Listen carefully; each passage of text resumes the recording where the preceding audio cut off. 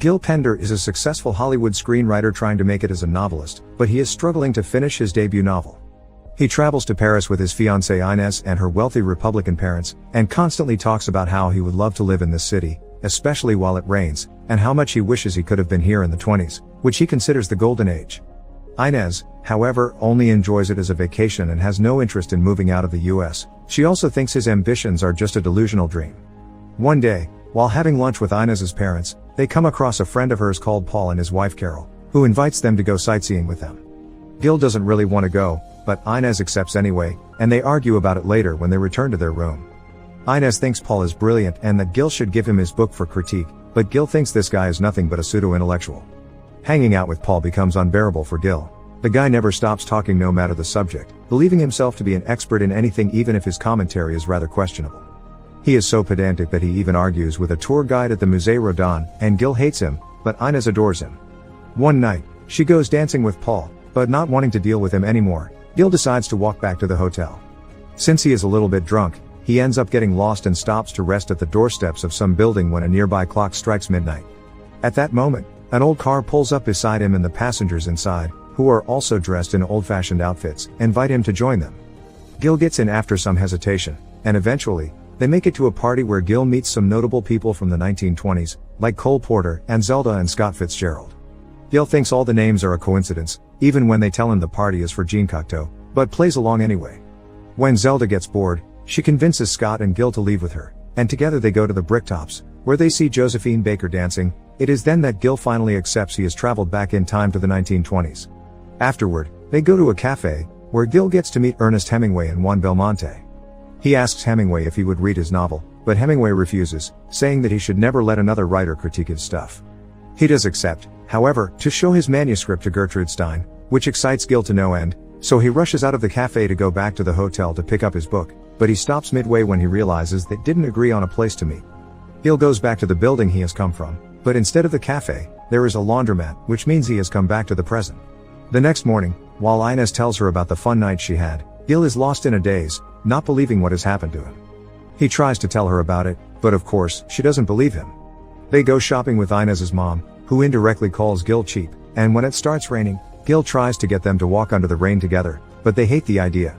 Later in the evening, Gil takes his manuscript and Inez to the spot on the doorsteps where he was picked up last night, wanting to show his fiancée that his time travel story is true. As time passes and nobody shows up, Inez gets bored of waiting and leaves, but Gil doesn't quite give up yet.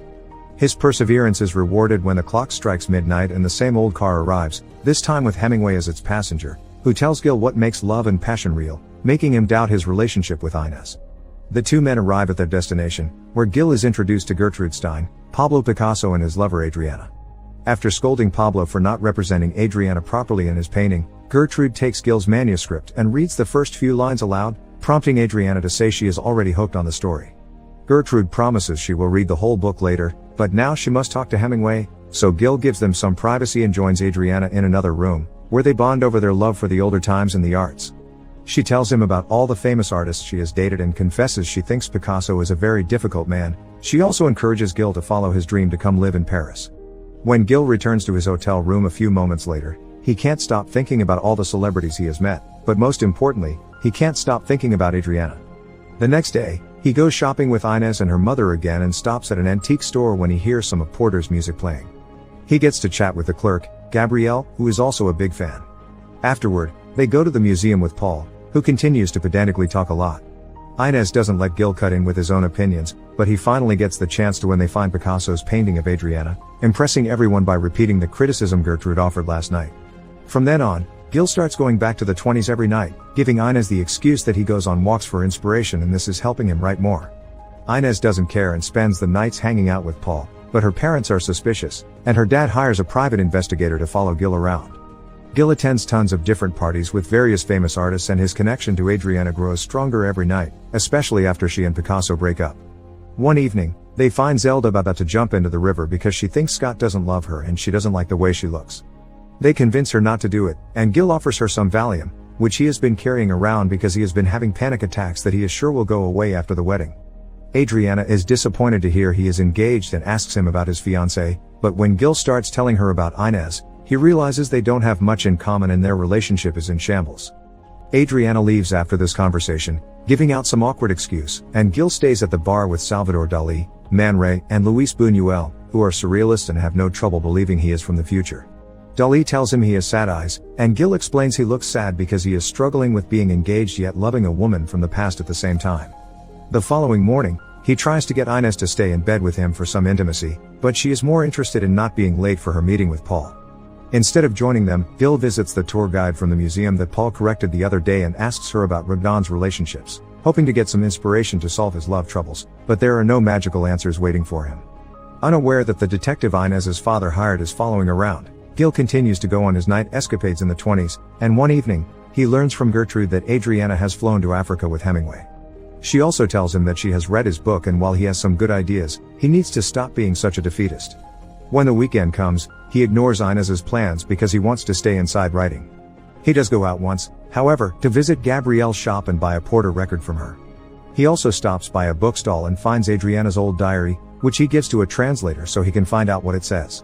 After expressing her love for Paris and chatting about her affairs with various famous artists, Adriana confesses that she is in love with Gil and has had a dream of him gifting her earrings before making love to her.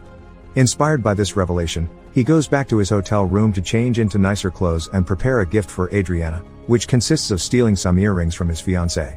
But when he's about to leave, Inez and her parents show up, having cancelled their plans because her dad has chest pain. While waiting for a doctor, Inez finds it suspicious that he is all dressed up when he supposedly spent all day writing, so he makes up some excuse about having taken a shower to think better. She also realizes her earrings are gone and believes the maid stole them, so before she calls the hotel employees to report her, Gil rushes to the bathroom and pretends to have found the earrings there.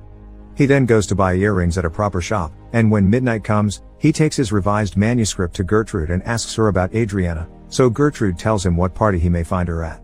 Gil goes after her and asks her to leave with him so they can talk privately about their feelings, but before leaving, he stops by Buñuel and tells him the plot idea of what would become the exterminating angel. Gil and Adriana go for a walk, and Gil takes the chance to kiss her before giving her the earrings, which she loves. Suddenly, a horse-drawn carriage comes down the street, and a richly dressed couple invites them to ride with them. Like the car Gil usually takes, this carriage travels through time and takes them to the Belle Epoque, which is Adriana's golden age. After dancing and drinking at the Maxim's Paris restaurant, they visit the Moulin Rouge, where they meet Henri de Toulouse-Lautrec, Paul Gauguin, and Edgar Degas. While discussing art with them, Gauguin tells Gil that he thinks the new generation has no imagination, and all three of them agree that the Renaissance was the best era. When they offer Adriana a job to design clothes for the ballet, Gil takes her aside to speak privately. Adriana doesn't want to go back to the 20s, because this is the perfect era for her. The 20s are the present and therefore dull. Gil finally confesses he's from a different present and that, thanks to having heard the artist talking about the Renaissance, he is having a little epiphany right now. If they stay in the past, that past will become the present and therefore it will become dull as well. The present is always a little unsatisfying because life itself is always a little unsatisfying, and if he wants to write something worthwhile, he has to get rid of his illusions. Adriana doesn't get it and still wants to stay here, so she kisses him for the last time as a goodbye. Gil goes back to Gertrude, who is very happy with the changes he's made to his manuscript and thinks he is on the right track for a great novel. She also informs him Hemingway has read the book as well and thinks it is good, but he has one plot suggestion: he can't believe the protagonist can't see his fiancée is cheating on him with the pedantic guy. Since those characters are obviously based on his personal experience, hearing this upsets Gil deeply, and the next morning he confronts Inez about it. She denies it at first, but since Gil doesn't believe her, she ends up admitting that is true, she did cheat on Gil with Paul. This is the final proof of them not being good for each other, so Gil decides not to go back to the USA and break up with her. As he is leaving the room, Inez's parents arrive, and her father tells her he knew Gil was up to something because the detective he hired saw him get into a mysterious car every night. They never learned where he went though, because the detective suddenly disappeared. It turns out the man got stuck in the Versailles of Louis XIV. Gil spends the rest of the day walking around Paris, and when night falls and the clock strikes midnight, he bumps into Gabrielle by the Seine. He offers to walk her home, which she accepts, especially when it starts raining. The two of them leave together, bonding over their shared love for Paris in the rain. Make sure you subscribe to Short Movies and turn on notifications so you can watch more videos like this.